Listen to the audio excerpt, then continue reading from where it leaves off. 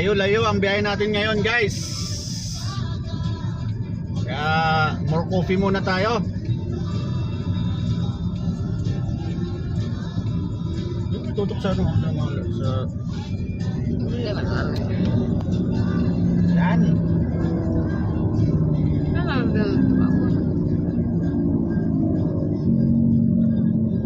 So parang matraffic lang ngayon.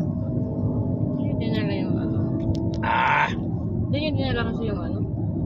yung Ay, wala.